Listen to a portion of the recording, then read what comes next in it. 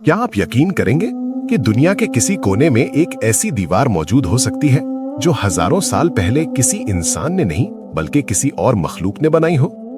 आज मैं आपको एक ऐसी वीडियो दिखाने जा रहा हूं जो इस वक्त सोशल मीडिया पर आग की तरह फैल रही है। ये वीडियो काज़ाकिस्तान के पहाड़ों से आई है, जहां एक पुरस्कार गार दरियाफ्त हुआ और इस गार के मुंह पर एक द्यो हैकल दीवार खड़ी है। लोग चीख रहे हैं, क्या ये याजूज माजूज की दीवार है? माहिरीन खुद कंफ्यूज हैं। कुछ कहते हैं ये सिर्फ एक कुदरती जुग्राफियाई अमल है, कुछ इसे मुकम्मल तौर पर रद्द कर देते हैं और कुछ कहते हैं नहीं, ये इंसान का काम नहीं हो सकता। लेकिन कहानी यहां खत्म नहीं होती। एक और वीडियो जो गूगल मैप्स से ली गई है, अर्जेंटीना के एक वीरान इलाके में, जहां जमीन पर ऐसी खौफनाक शक्लें बनी हुई हैं जो ना इंसान की लगती हैं ना किसी जानवर की। लोग कहते हैं ये किसी देव का काम है, किसी ऐसी मखलूक का जो इंसानों से कहीं ज्यादा ताकतवर थी। तो असल सवाल ये है, क्या वाकई कभी इस जमीन पर जायंट्स यानी देव मौजूद थे? नेफिलिम कौन थे और वो कौन सा खुफिया इल्म है जिसे दुनिया आज बुक ऑफ जायंट्स के नाम से जानती है?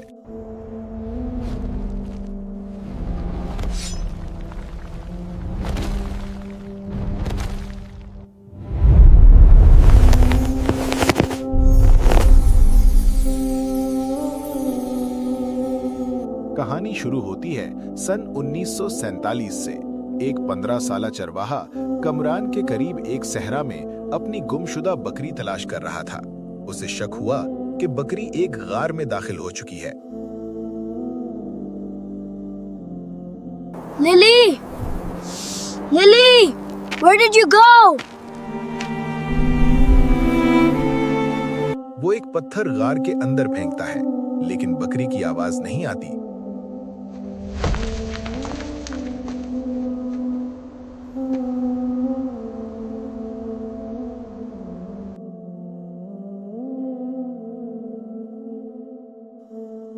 बल्कि ठक किसी बर्तन के टूटने की आवाज गूंजती है।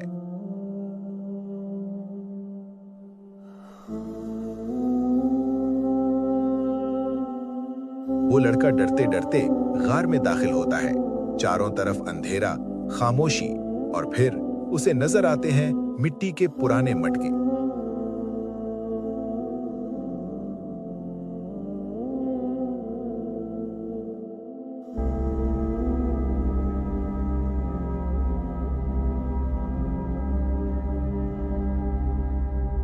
जब वो उन्हें खोलता है तो अंदर से निकलती हैं चमड़े में लिपटी हुई हजारों साल पुरानी किताबें।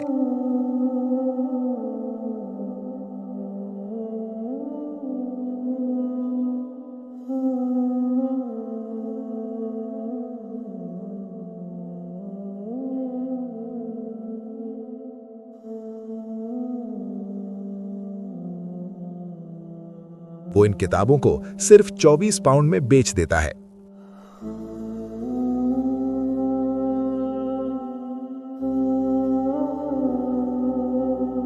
यही वो लम्हा था जिसने तारीख को हिला कर रख दिया।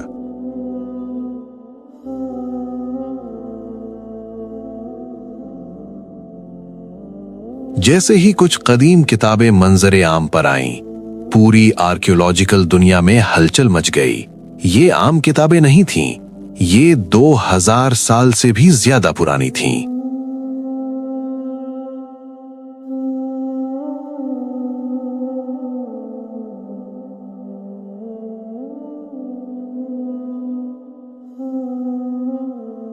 फिर क्या हुआ? 1947 से 1956 तक मुसलसल खुदाई शुरू हुई और फिर अमेजिंग 11 गारों से 981 स्क्रोल्स दरियाफ्त हुए। ये वो तहरीरें थीं जो हजरत ईसा अलैहिस्सलाम के जमाने से भी पहले लिखी गई थीं।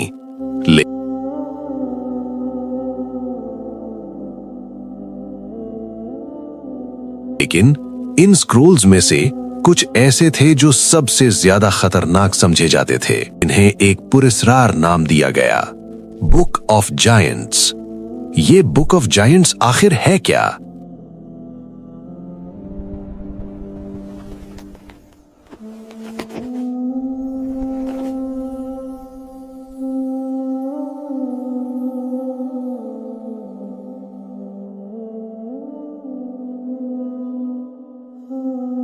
یہی وہ کتاب ہے جو حضرت ادریس علیہ السلام سے جڑی ہے، لیکن اصل خوفناک راز یہاں شروع ہوتا ہے۔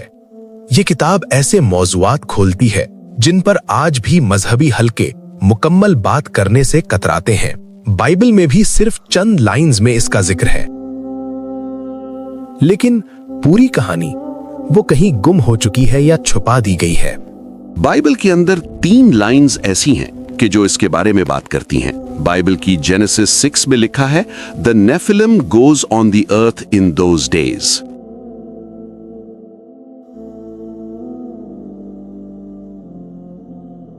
نیفلم یہ کون تھے؟ کہانی کے مطابق کچھ مخلوقات آسمان سے زمین پر اتریں جنہیں کہا گیا واچرز۔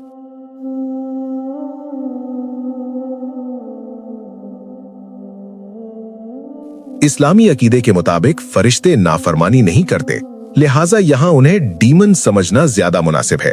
پھر تقریباً 200 طاقتور مخلوقات زمین پر اتریں مقام ماؤنٹ ہرمن کے مقام پر، جو شام اور اسرائیل کے درمیان کا علاقہ ہے۔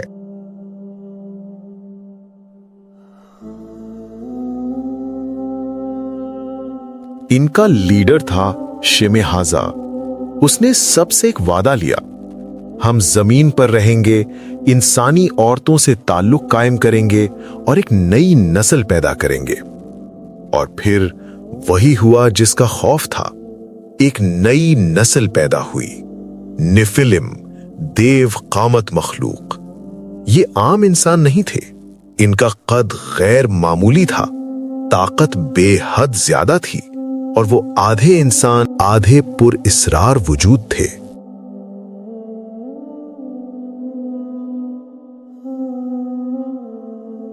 انہوں نے انسانوں کو ایسے راز سکھائے، جادو، ستارہ شناسی، خوبصورتی کے راز، جنگی فنون اور زمین کو کنٹرول کرنے کے طریقے، جس کے نتیجے میں علم بڑھا لیکن دنیا فساد سے بھر گئی۔ انہوں نے انسانوں کو ایسے راز سکھائے، جادو، ستارہ شناسی، خوبصورتی کے راز، جنگی فنون اور زمین کو کنٹرول کرنے کے طریقے، جس کے نتیجے میں علم بڑھا لیکن دنیا فساد سے بھر گئی۔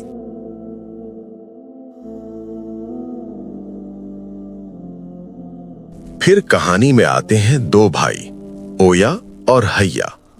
ایک رات دونوں نے خوفناک خواب دیکھے۔ درخت کاٹے جا رہے تھے، درخت جل رہے تھے۔ وہ گھبرا گئے اور اپنے باپ کے پاس پہنچے۔ پھر تمام 200 مخلوقات کو اکٹھا کیا گیا۔ فیصلہ ہوا، ہمیں اپنے انجام کا علم کرنا ہوگا۔ ایک نمائندہ بھیجا گیا، نام تھا مہاوے۔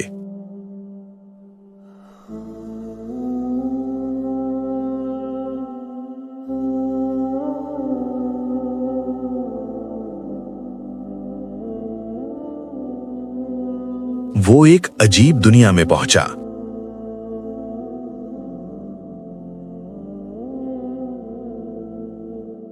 جہاں اس کی ملاقات ہوئی حضرت ادریس علیہ السلام سے۔ حضرت ادریس علیہ السلام نے اسے 2 تختیاں دیں جن پر لکھا تھا، اللہ کی رحمت تم پر بند ہو چکی ہے۔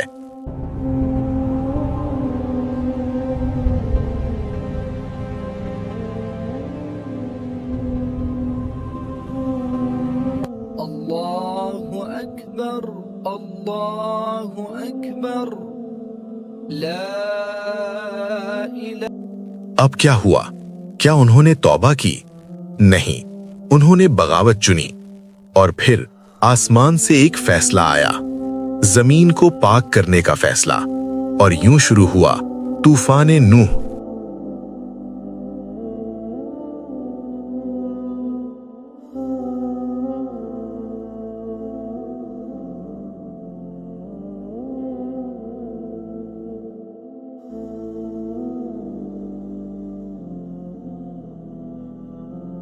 لیکن یہاں ایک اہم سوال باقی ہے، جب بائبل کی کینونائزیشن ہوئی تو کیوں ان کتابوں کو شامل نہیں کیا گیا؟ کیوں انہیں الگ کر دیا گیا؟ اسلام اس معاملے میں بالکل واضح ہے، چاہے یہ کتابیں کتنی ہی پرانی کیوں نہ ہوں، یہ مستند دینی ماخذ نہیں ہے۔ लेकिन कुरान मजीद में कौम आद और अरम का जिक्र जरूर मिलता है। ऐसी कौमें जिन जैसी ताकत दुनिया ने कभी नहीं देखी। तहकीक भी हैरान करती है। 1973 में शाम में खंडरात मिले। 1990 में नासा ने उम्मान में एक कदीम शहर दरियाफ्त किया जिसे बाज लोग अरम से जोड़ते हैं। तो क्या वाकई देओ कामत मखलूक मौजूद थी? क्या नेफिलिम हकीकत थे? क्या याजूज माजूज भी इसी सिलसिले की कड़ी हैं? या ये सब वो राज हैं जो हमसे हमेशा के लिए छुपा दिए गए? याद रखें, तारीख खत्म नहीं हुई, ये कहानी अभी भी जारी है।